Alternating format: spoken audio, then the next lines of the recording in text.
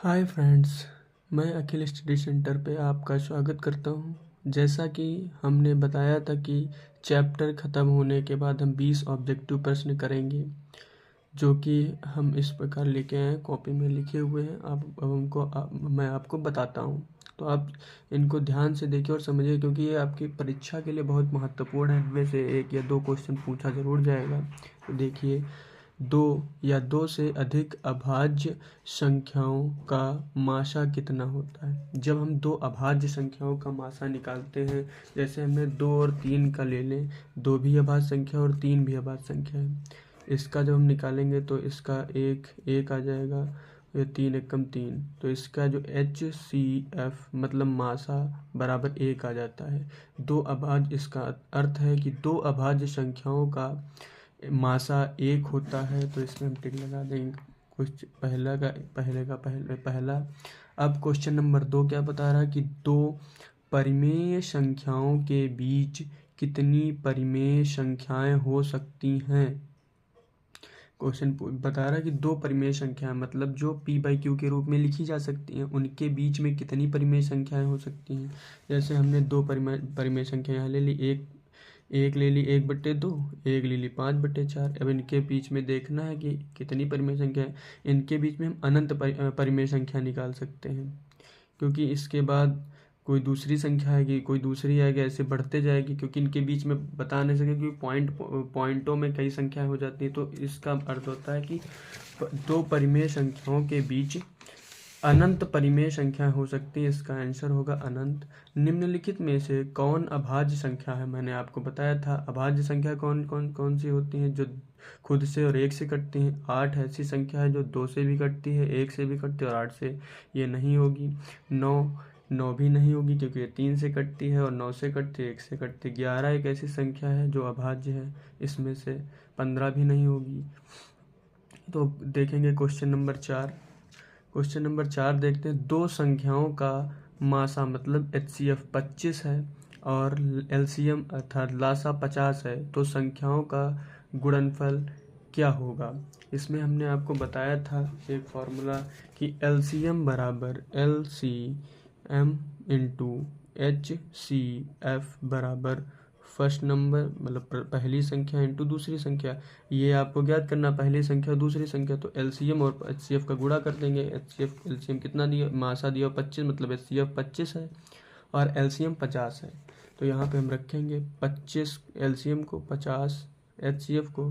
25 पंचे 125 होता है और ये 0 लगा देंगे। ये हमारी आ गए आंसर, पहली और दूसरी संख्याओं का गुणनफल 1250। ये आपका आंसर हो गया। अब क्वेश्चन नंबर 5 को देखते हैं। निम्नलिखित में कौन अभाज्य संख्या है। 15, 12, 75, 23। इसमें से जो 23 हमारी होगी वो अभाज्य होगी। हमने आपको पहले ही बताया था, पिछले क्वेश्चन में बताया कि जो एक और खुद से संख्याएं कटती हैं वो अभाज्य संख्या होती है। तो 23 एक ऐसी संख्या है जो खुद से और 1 से कटती है, और सारी संख्या जो दी हुई थी ऑप्शन में वो अन्य संख्याओं से भी कटती हैं। तो अगला क्वेश्चन नंबर 6। निम्नलिखित में कौन अपरिमेय संख्या है। अब आपको बताना इसमें से अपरिमेय संख्या कौन सी है। इसमें से अपरिमेय संख्या कौन सी है। तो ये क्वेश्चन आपको गलत थोड़ा बता रहा है। यहाँ पे कौन सी अपरिमेय संख्या नहीं है पूछ रहा है। तो यहाँ पे आपको ये अपरिमेय संख्या दिख रही है, ये भी अपरिमेय संख्या है। ये एक ऐसी संख्या जो अपरिमेय नहीं है, क्योंकि हम √9 को निकाल सकते हैं, √9 को 3 लिख सकते हैं और √16 को 4 लिखते हैं, 4 3 12। यह एक परिमेय संख्या हो जाती है। तो इसमें पर यही एक ऐसी संख्या है जो अपरिमेय नहीं है, और सारी अपरिमेय संख्याएं हैं। यूक्लिड विभाजन एल्गोरिथम 2 धनात्मक पूर्णांकों के निम्न में किसे परिकलित करने की तकनीक है। ये जो हमारी यूक्लिड विभाजन प्रमेय है, एल्गोरिथम है, इसको हम मासा जो है मतलब HCF को निकालने की एक अच्छी तकनीक है। इससे हम HCF को मतलब मासा को निकालते हैं। तो इसका आंसर ये हो जाएगा क्वेश्चन नंबर 7 का। अब क्वेश्चन नंबर 8 नेक्स्ट पेज पे देखते हैं। क्या बोल रहा है कि निम्न में से कौन परिमेय संख्या है। हमने फिर इसमें देखना है परिमेय संख्या कौन सी है। यहाँ पे आपका रूट लगा हुआ है, √3 एक अपरिमेय संख्या है। 2/√3/√3 यह एक परिमेय संख्या है, क्योंकि जो बटे में जैसे दिया हुआ है, इसको इससे जब काट देंगे तो 2 बचेगा। 2 एक परिमेय संख्या है, क्योंकि इसको हम p/q के रूप में लिख सकते हैं। लेकिन ये 4 + √5 ये नहीं है, √16 ये भी नहीं, √6 ये भी नहीं है। तो हमारा आंसर हो जाएगा 8वें का दूसरा। अब दो क्रमिक सम संख्याओं का HCF क्या होगा? दो क्रमिक सम संख्याओं का जो HCF होता है वो 2 होता है, क्योंकि हम दो क्रमिक सम संख्या मतलब जो एक ही बार 2 से कटती हैं वो, तो अर्थात इसका HCF 2 हो जाएगा। अब क्वेश्चन नंबर 1400 में 10 क्वेश्चन नंबर 10 में 1400 में 2 का अधिकतम घात क्या होगा? 1400 में 2 का अधिकतम घात क्या होगा? 1400 में 2 का अधिकतम घात आपको इस तरह निकालना होगा। यहाँ पे हम 14 का गुणनखंड करेंगे। जब 1400 का गुणनखंड करेंगे तो यहाँ से ये निकल के आता है, 2 से काटेंगे 700 आ जाएगा, 2 से काटेंगे 350 आ जाएगा, फिर 2 से 350 175 आ जाएगा। तो उसके बाद 3 से नहीं कटेगी, इसमें जो हमारी 2 की घात होगी वो 3 हो जाएगी। तो आपका आंसर भी 3 ही हो जाएगा। क्वेश्चन नंबर 10 का 3। अब क्वेश्चन नंबर 11, निम्न में कौन अभाज्य संख्या है? ये आपको इसमें से डिसाइड करना है। ये पिछला ही क्वेश्चन लगभग मिलता जुलता सेम ही आ गया है, तो इसमें 11 आंसर आया था, क्योंकि ये 8, 9, 15 ये खुद से और अन्य संख्याओं से भी कटती है, लेकिन 11 स्वयं से और 1 से कटती है। इनमें कौन सी संख्या अपरिमेय है? इनमें हमको बताना है संख्या कौन सी अपरिमेय है। √9 ये एक परिमेय संख्या, क्योंकि इसका हम स्क्वायर रूट निकाल सकते हैं, इसका आंसर आएगा 3। इसका नहीं निकाल सकते तो यही एक अपरिमेय संख्या हो जाएगी। 25 5 होता है, 49 का 7 होता है, तो हमारा आंसर 20 हो जाएगा। क्वेश्चन नंबर 12 का दूसरा,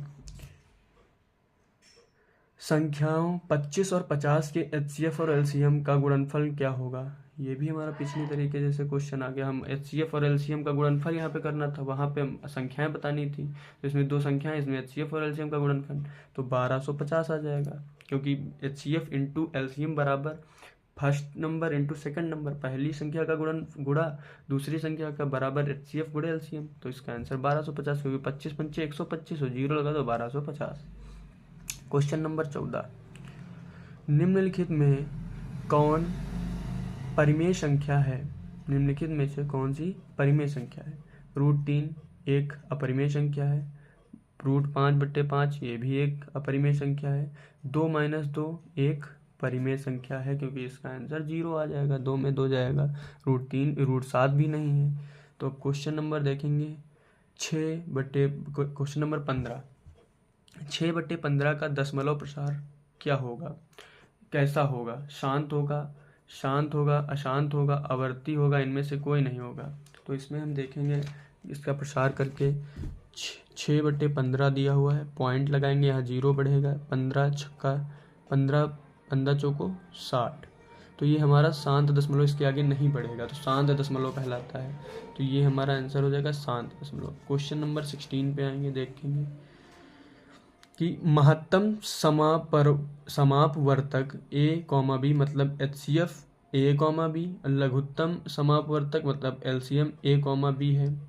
तो हमें इसमें इसका गुणनफल निकालना है। इसका गुणनफल हमारा हो जाएगा A × B, क्योंकि जो LCM और HCF का गुणनफल ही हमारा वो संख्याओं का गुणनफल होता है। संख्याओं का गुणनफल बराबर LCM × HCF, तो इसका आंसर A × B हो जाएगा। क्वेश्चन नंबर 17, 625 के अभाज्य गुणनखंड में 5 की घात होगी। अब 625 में जब हम 625 का यहाँ पे गुणनखंड करेंगे, तो ये ले कॉपी 625 5 की घात ज्ञात करनी, तो पहले 5 से काटेंगे, 5 × 5 1 और 2 12, 5 दूनी 10 पचम 5 दूनी 10, 2 और 5 पचम 25, फिर 5 से 5 दूनी 10 पचम 25, 5 25 5 × 5, 5 की घात कितनी बार? 1 2 3 4 बार आया है, तो 5 की घात 4, आंसर घात कितनी आ जाएगी? 4, तो इसका आंसर भी हो जाएगा 4। क्वेश्चन नंबर 17 का आंसर चौथा नंबर 4 आंसर आया। 18 नंबर क्वेश्चन, दो परिमेय संख्याओं के बीच परिमेय संख्याएं होती हैं, अनंत होती हैं। हमने पहले ही क्वेश्चन में बताया था, वैसा ही क्वेश्चन रिलेटेड वापस फिर आ गया। तो अब क्वेश्चन नंबर 19 देखेंगे क्या एक परिमेय और अपरिमेय संख्याओं का गुणनफल अपरिमेय संख्या हो सकती है? हाँ, नहीं, दोनों या पता नहीं। जब हम किसी परिमेय संख्या और अपरिमेय संख्या का गुणनफल करेंगे तो इसका आंसर आ जाएगा दोनों। दोनों आ सकती हैं, परिमेय भी आ सकती है और अपरिमेय भी आ सकती है। क्योंकि जैसे हम देख लें, जैसे यहाँ एक हम अपरिमेय संख्या और परिमेय संख्या का गुणनफल करेंगे, ये परिमेय संख्या, ये परिमेय है, इसका गुणनफल करेंगे, गुणा करेंगे तो 3√2 आ जाता है।